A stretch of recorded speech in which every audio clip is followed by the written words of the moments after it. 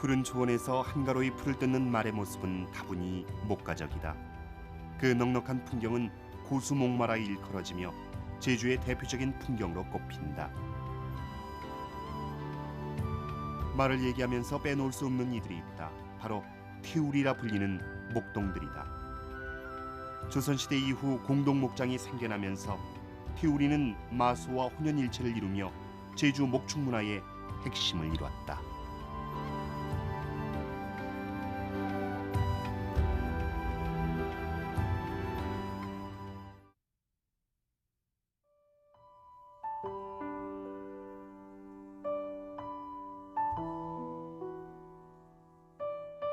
예로부터 말의 고장이라 일컬어진 제주. 기후가 따뜻하고 광활한 초원지대가 발달한 데다 맹수가 없었던 제주는 오랜 옛날부터 말을 사육할 수 있는 최상의 조건을 갖추고 있었다. 먼 탐라국 시대부터 말은 있었다고 전해지는데 제주에서 본격적으로 말을 키우기 시작한 것은 고려 충렬왕 때 몽골에서 말 160여 피를 들여와 수산평에 방목한 것에서부터 시작된다. 특히 조선시대 제주는 국마의 부고라 불릴 정도로 말 사육의 요충지가 됐다. 그런 이유로 국영목장을 두고 엄격하게 관리했다. 제주 전역에 걸쳐 한라산 기슭에 10군데 목장을 설치하고 그 경계는 잣성이라는 타원형으로 된 돌담을 쌓았다. 잣성은 해발 고도에 따라 하자성, 중자성, 상자성으로 나누어 쌓았다. 잣성 주변엔 태우리들이 살던 도루묵의 흔적이 곳곳에 남아있다. 이곳에 머물면서 태우리들은 말을 관리하고 잣성을 보수하기도 했다.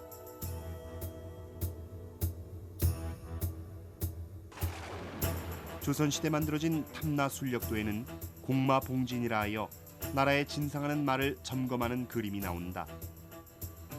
당시 이 공마를 위해 목자들이 겪어야 했던 고초는 상상을 초월하는 것이었다. 목자라고 하는 역이 가장 힘들었던 고역 중에 하나입니다. 사람에 대한 호적이 작성되는 것처럼 말에 대해서도 일종의 우마적이라고 하는 게 작성됐습니다. 말을 잃어버려서 찾지 못할 경우에 목자들은 숫자만 채워넣으면 되는 것이 아니라 잃어버린 말과 똑같은 색깔의 말, 이게 동색마라고 하는 겁니다. 똑같은 색깔의 말, 나이, 이게 이제 그걸 충당을 해야 했기 때문에 한 번 목자가 되면 그 집안은 폐가망신할 정도로, 그래서 이제 목사들이 부임해 오면 목자들 가운데 처자식을 판 사람이 과연 몇 명이냐, 이걸 먼저 이제 조사할 정도로. 잃어버린 말로 인해 농토와 가재도구, 심지어 가족까지 팔아야 했던 조선시대 목자들의 삶.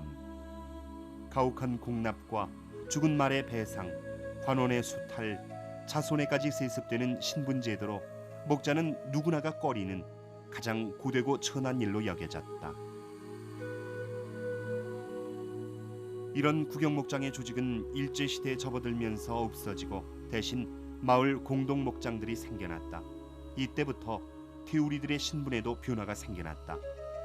우마의 관리에 있어 태우리는 없어서는 안 될 귀한 존재가 된 것이다.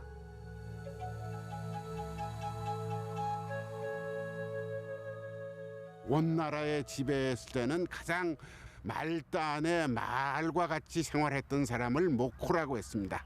그 다음에 조선시대 들어와서는 목자라고 했죠. 25마리 암말을 한 대로 해서 이렇게 달궜습니다. 했는데 그 일반 민가에서는 사마를 길렀습니다. 그렇기 때문에 그 사마를 갖고 있는 사람들이 여러 마리를 한 그룹으로 해서 약 25마리 내지 30마리를 한 태죠. 태를 해서 이렇게 그 태를 잘 돌봤던 사람을 태울이라고 합니다. 태우리들이 하는 일도 다양했다. 방목을에 야생이 다 된 말들을 관리해야 했기 때문에 태우리들은 힘이 세고 노련하며 순발력이 있어야 했다.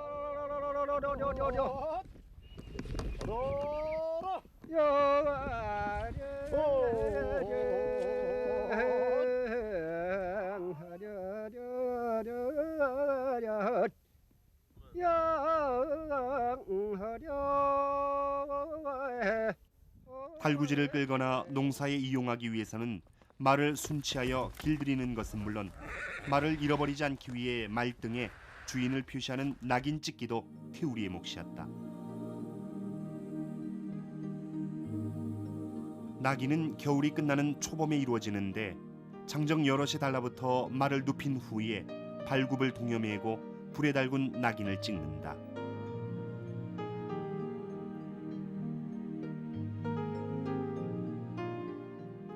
여름이 다가올 무렵이면 각종 벌레나 해충을 제거하기 위해 갈기를 잘라주기도 한다.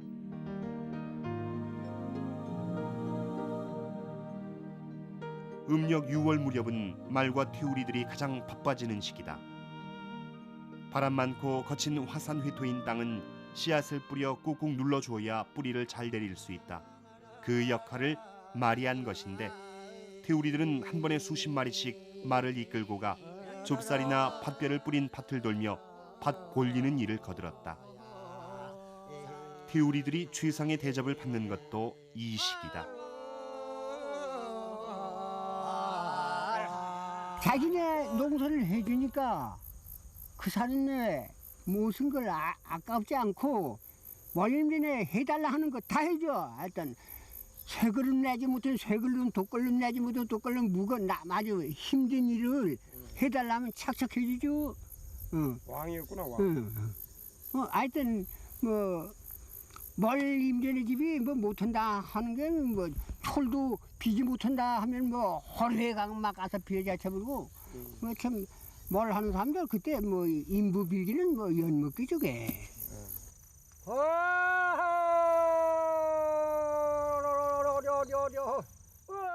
7살 무렵부터 아버지를 따라 말을 돌보기 시작해 80평생을 말과 함께 온 고태호 노인. 이제 그는 전통적인 방식으로 말을 관리해온 몇 안 남은 태울이다. 평생 말과 함께 희로애락을 함께 온 그는 수십 수백 마리 되는 말을 변변한 채찍 하나 없이 그저 소리 하나로 이끈다. 그 선두말만 말 잘 듣게만 맹글어 놓으면 말 잘 듣고 와와 하면 사고 어디에 좌측으로 가느냐 우측으로 가느냐 직선으로 가느냐 할 때도 어러러러러 와와와와 해가면 어짐작 해가지고 해서 머리 직선으로 발자국을 놓으면 속숨하고 좌우로 가지 않고 직선으로 갈 거면 좌우로 가게 되면 어러러러러 와와와와 해가면 얘는 팽팽말이 잘 들어. 어려서부터 그렇게 숫달을 대니까. 아버지의 아버지 때부터 대를 이어 평생 말을 돌봐온 고태호 노인. 젊어서는 한 달에 신발 한 켤레가 다 닳도록 말과 함께 온 들판을 누볐던 그다. 그러나 그가 천직이라고 여기며 살아온 태우리 일을 이젠 누구도 쉽게 하려 하지 않는다. 어쩌면 마지막 태우리가 될지도 모르지만 오늘도 노인은 말들을 만나러 목장으로 향한다. 이제 내가 80인데 시간이 돼가지고 아침이 밝으면 6시나 6시 다니면은 출근을 해준다니까. 그래서 취미가 있어서 그런가 비가 오고 눈이 오고 바람이 불었던 이모라 하여튼. 몸쪽으로도 늙긴 늙었지만 하여튼 저렇게 얼른 설르고 부정은 아닌지 모르겠어. 하여튼 오늘도 모르고 내일도 모르주게 하기는 연인이 왔으니까. 광복 이후 목축은 제주 경제의 한 축을 이뤘다. 밭을 갈고 짐을 실어 나르며 방아를 돌리는 등 생활과 생산의 현장에서 말은 빼놓을 수 없는 존재였다.